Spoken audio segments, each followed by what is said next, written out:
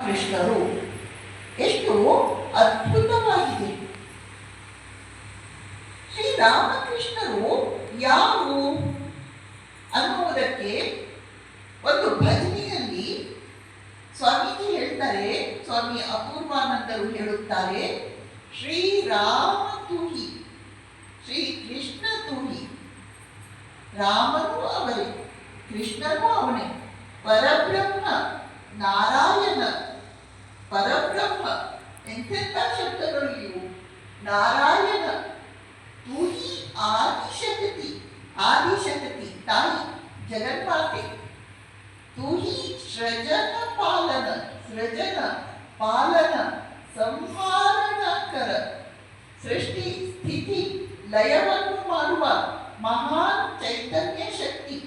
ಶಾಂತಿ ವಿದಾರಣ, ತೂಹಿ ಬ್ರಹ್ಮ ಜ್ಯೋತಿ, ಬ್ರಹ್ಮ ಜ್ಯೋತಿ.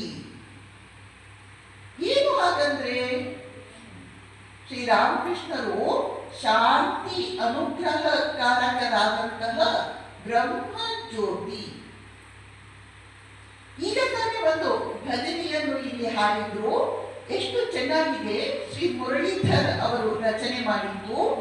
ಅವ್ಯಕ್ತದಿಂದುದಿಸಿ, ಶ್ರೀರಾಮಕೃಷ್ಣರು ಎಲ್ಲಿಂದ ಹುಟ್ಟಿ ಬಂದಿದ್ದು ನಮಗೆ ಗೊತ್ತಿಲ್ಲದ ಅವ್ಯಕ್ತದಿಂದ, ಅವ್ಯಕ್ತದಿಂದುದಿಸಿ ವ್ಯಕ್ತ ವೇಷವ ಧರಿಸಿ.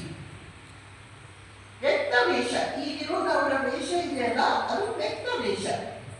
ನಿನ್ನಿರುವ ಮಾತೃಕನು ತುಂಬಿ ನುಡಿಸೆ. ಮಾತೃಕ ಅಂತೆ ಶ್ರೀರಾಮಕೃಷ್ಣರು, ಜಾದೂಗಾರ, ನಮ್ಮೆಲ್ಲರ ಮನಸ್ಸನ್ನು ಅಪಹರಿಸಿದ ಜಾದೂಗಾರ.